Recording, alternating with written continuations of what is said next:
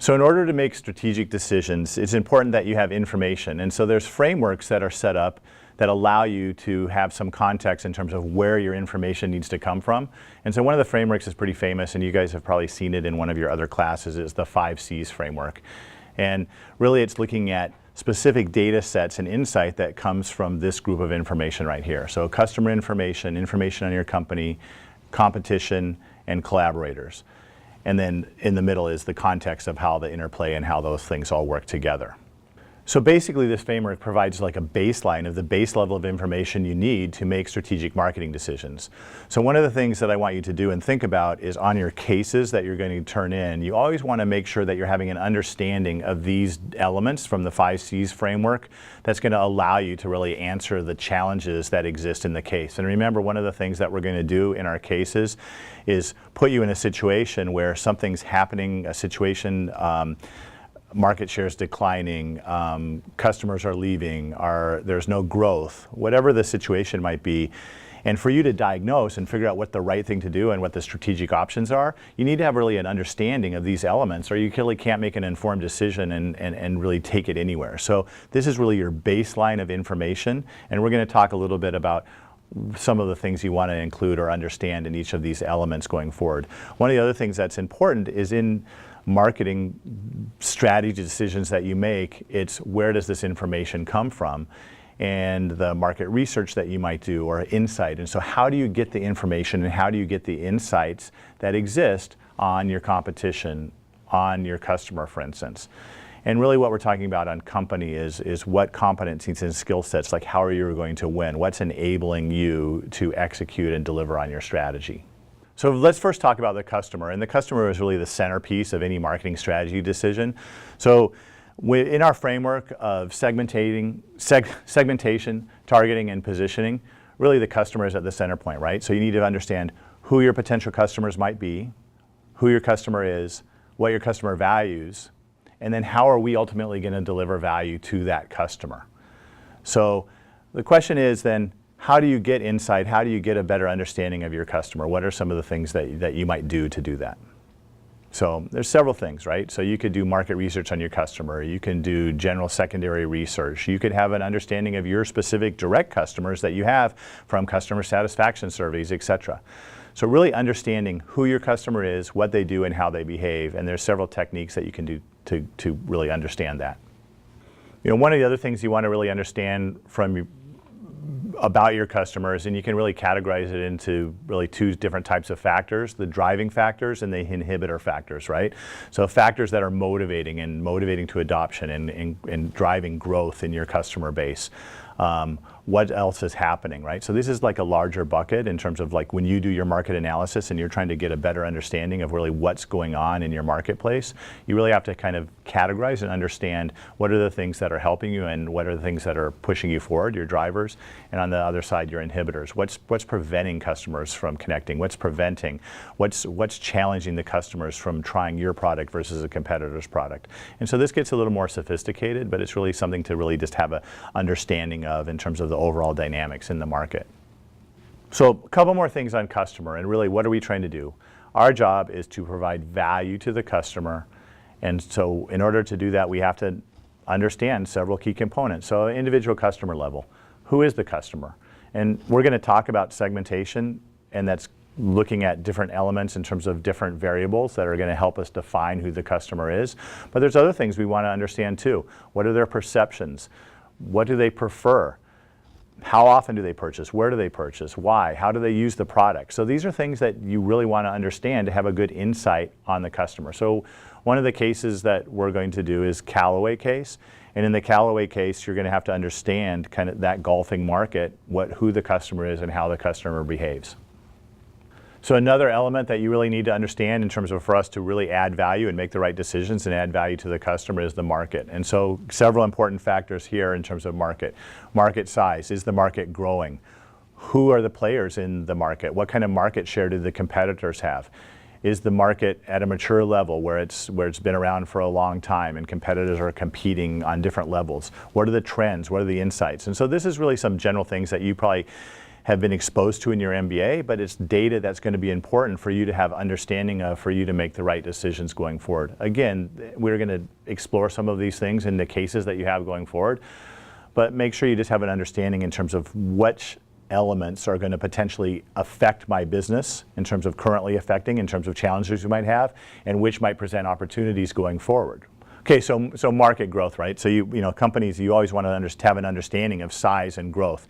And so, you know, what's an attractive market? Well, a market that's a growing market is always better than a shrinking market. And so that type of understanding is really going to allow you to create insight and have an understanding of what might be the strategic options available to you. So economic value to the customer, another key element is product, right? And so understand the products, the competitive products, what are the prices of those products, how they're being differentiated, what are they doing to being different, what are the features and benefits they offer, where are they from a technology standpoint, what substitutes exist in that product category. So these are also things that you need to understand to have really that insight that you're going to have to analyze and go over what the strategic options are available to you, and then looking at the current state. So one of the things that we talk about, especially in the cases, is the cases that you're going to go over present you a situation that happened sometime in the past, and it gives you facts on that particular situation. And so you really want to understand what was going on at the time, what was that current state, and what were the decisions that were made to get them to that point. And then looking at your 5 C's analysis, what are the different elements? How are the customers behaving? How are the competitors behaving, et cetera? What's the context? Is there growth? Is there not growth? So these are different elements that you need to think about as you read your cases and review your cases. Some key elements here in terms of customer questions that you want to ask. And again, I'm always a fan of like the simpler questions, but the basic question you want to ask is, who are our current customers and who are our potential customers? You know, what do our customers do with our products? And some of these things might seem like simple and stupid questions, but like a lot of companies, if you ask them these questions, they sometimes have a hard time answering these simple questions. Where do our customers purchase, right? So these type of questions, who are the customers? What do they do? Where do they purchase? So that who, what, where, why, those are questions that you want to ask a lot of times that are going to get you to answers and give you a better picture of what's going on in the market and better insight and understanding. When do our customers purchase our products? Why do our customers select our products? How do they do that? What are they doing? What kind of competitive set are they selecting from? Right? So there might be some value that we might be providing, or there might be some value that we're not providing, and there's a reason why they're not selecting our products. So we have to have an understanding of that and understanding the dynamics that our customers have within the category that we play in. The last one is, so why do potential customers not purchase our products? And so we talked about that, but again, simple questions, the what, why, how, when, where, that you want to ask to understand kind of the current state and kind of what's going on that will give you potential options in terms of, my gosh, what should we do if we're having challenges within our company? Okay, another one of the C's, company, right? And so this is interesting one because people think that they know everything about their company. And one of the interesting things is when I teach executive ed and I ask certain people in the audience, there might be 40 people in the audience, do you have this data on your customers? Do you have this data in your company? And so a lot of times, so like a good example is customer profitability. Customer profitability is a measure that you think that everyone would have.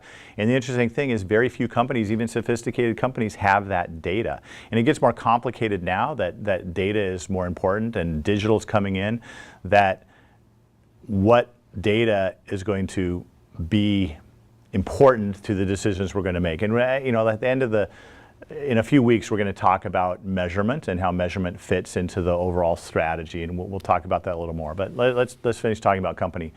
So really what companies are trying to do, they're developing their unique position in the marketplace. And internally, you're going to have to know kind of 2 different categories of information about the company for you to help make these decisions and understanding. One is the base economics, and really that's your financials, basically, who you play, what's your organizational structure. So some of the elements that we're probably all familiar with, costs and profitability obviously are really critical here. And then the other side is fit. It's like, what do we do well, what don't we do well? And one of the interesting things is certain companies have had success because they've done something very well. And so other companies might compete in the same industry, but they do something completely different, but they still do it well, and it still enables both companies to compete in the industry. So one company might be really cost focused and really good at keeping the costs down, where the other company might be good at innovation and research and development, or might be great at marketing and advertising. And so depending on the strengths of the company, that's something to really understand, because for you to develop your strategic options, if you're going to change your strategy from one to the other, you're going to have to be able to execute on it. So you have to have those competencies inside the company, so that competitive advantage, you're going to have to be able to do that to execute on whatever your strategy is going forward. So that's just an awareness, and again, back to that understanding of that current state, or what we do. When you're analyzing a company from outside, or even your company inside, you have to have an understanding is, how do we win? But then at the end of the day, it is, how can we win? Can we actually execute on that? So you're not asking someone to really reinvent themselves on the fly, because that's really difficult for a company to do.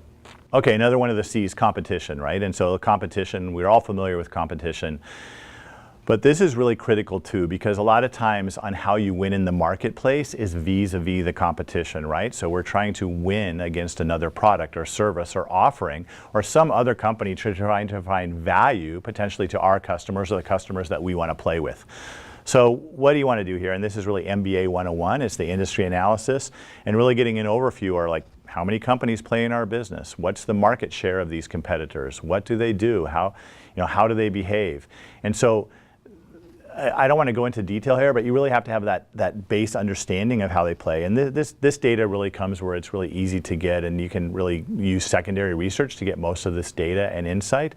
But having an understanding of what are the competitive dynamics in the particular market or category that you're talking about is really important for you to make your strategic decisions. Some of the other ones on here get a little more detailed, and really do matter.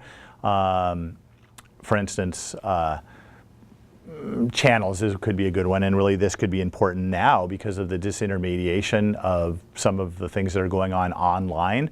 There's been a lot of talk about retailers, and retailers, what is the word I heard today? The new retail ice age, because retailers are getting squeezed out by some of the online competitors. So what happens? So pretend you're one of those retailers that you feel like you're getting squeezed out, your market share is going down, you're losing, your profitability is declining, and probably because you have an online competitor that's taking some of that share and customers are defecting to, because that company is able to provide more value to your customers than you're able to provide. It's like, oh gosh, what should we do?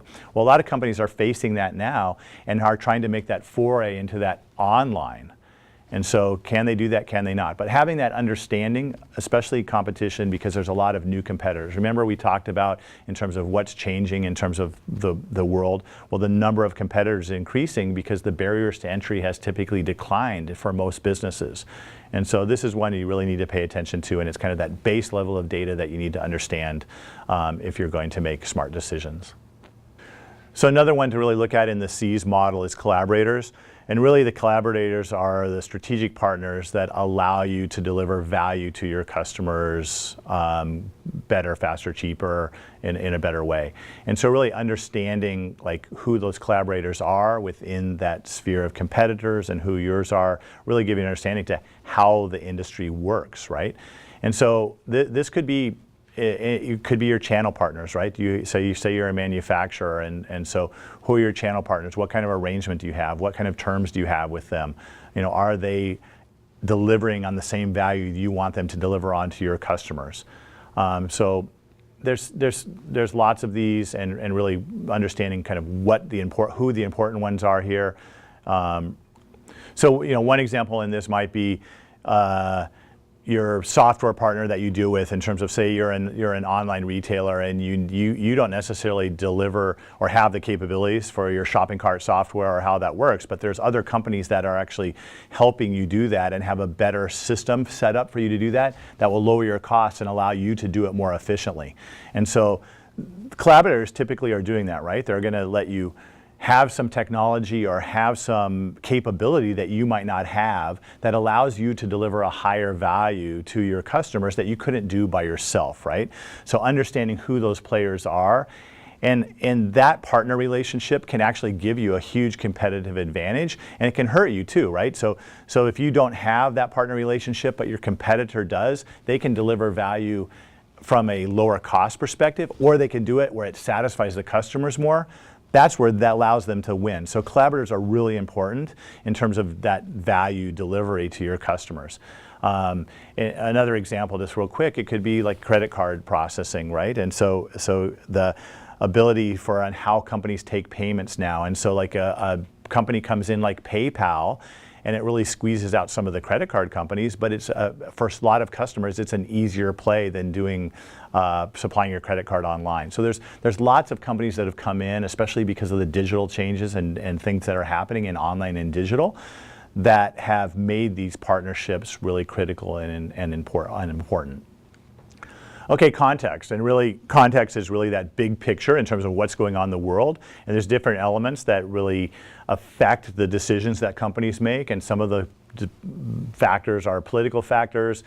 You know, a good example here might be wage legislation in terms of increasing the minimum wage, and what does that do to, for instance, fast food companies. And so there's different strategies that those companies can react to the different legislation efforts that are going on. So Punch Pizza is a company that's probably a good example where, you know, some of the fast food companies were pushing back and saying, oh, you're going to kill us with these different wage rules that you're putting in. And, you know, they took a different take and they said, no, we're going to go with paying the higher wages, and hopefully we'll have longer tenured and better trained and more loyal employees.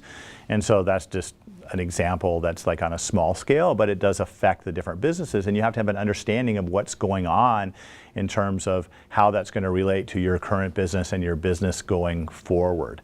So there's lots and lots of antitrust and trade regulations, et cetera, that matter that you have to have an understanding and really how that's going to affect your ability as a company to deliver value to your customers and future customers. You know, some of the other ones that in context that matter are like the base economic conditions, right? So if you look at certain situations, if the economic climate takes a downturn, then certain categories are much more squeezed and have a much more challenging business environment based on these overall economic conditions. And so having that understanding really matters. And so look at, you know, airline industry is a good example in terms of like, so discretionary air travel probably declines when there is a downturn in the economy. And so you can see the different things that are happening in the economy affect businesses at different rates. And so having that understanding of what might be going on in the future is something that matters, and companies really need to pay attention to. You know, another contextual element is social.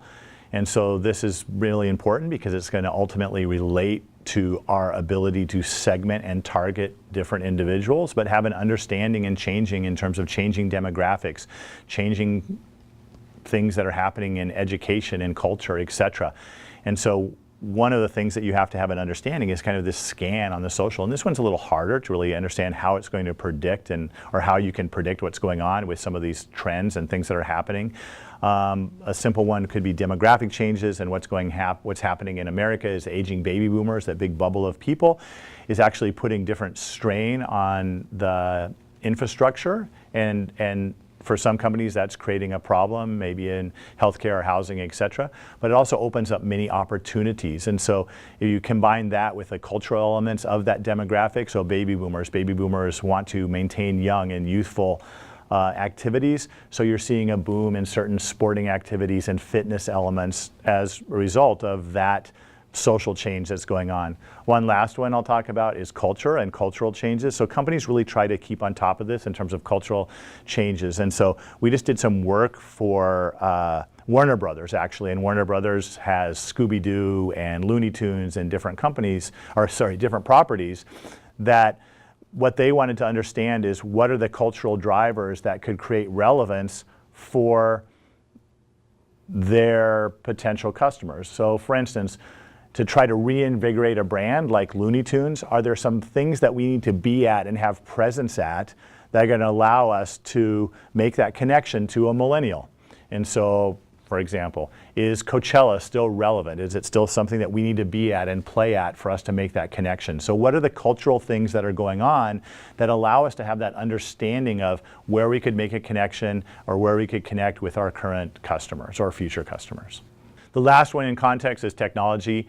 So what's going on in technology? Is it going to displace what we're doing? Is it going to help us? Is it going to hurt us? So having understanding of different technological factors is another thing that you really want to pay attention to from a contextual standpoint. And this could be technology from a macro level technology, but it could be technology at the product level. So for instance, there could be some cool product technology that comes out that people really adapt, like really connect with, and really that could help the competitiveness of one company versus another company, that people really strive and can like really go towards that particular technology. And you see this a lot of times in cell phones where people want the latest and greatest. You'll see this in several other categories in terms of technological advances that make product improvements that really provide greater value for their consumer because of that particular technological advancement. So a model that you probably have been or should have been exposed to is Porter's 5 Forces model. And this is another model that helps you have an understanding along with the 5 C's to really what's going on in a particular industry and what are the dynamics that are going on in that industry. And so I'm not going to go into detail on this. And so I think that you guys have probably or hopefully been exposed to this. But really is looking at that set of industry competitors and what's the rivalry, and then what are the dynamics between buyers, sellers, new competitors coming on, and what are the substitute products. And so there's several things that are happening here that really, by having a deeper understanding of, could give you a better insight, again, or understanding that would help you develop what the strategic options are or possibilities for you to become more competitive for your company in a particular industry. So data, right? So we all know that we need to have data to help us make better strategic decisions. And so we typically are all familiar with some of the hard data that we get from accounting and finance that's really more backward looking.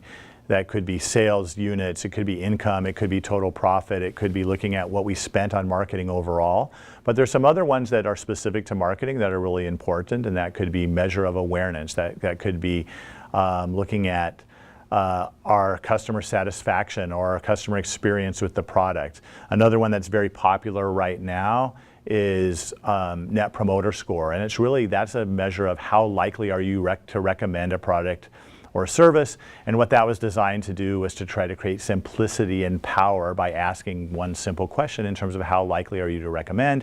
And what companies do with that is that they look over time and they measure from one period to the next and see if they're doing better or worse in relative. So again, you guys have been around data a lot, and we're going to talk about measurement later in the course, but I just want you to understand on this front end, in terms of understanding that current state and current situation, data matters, and data is really important.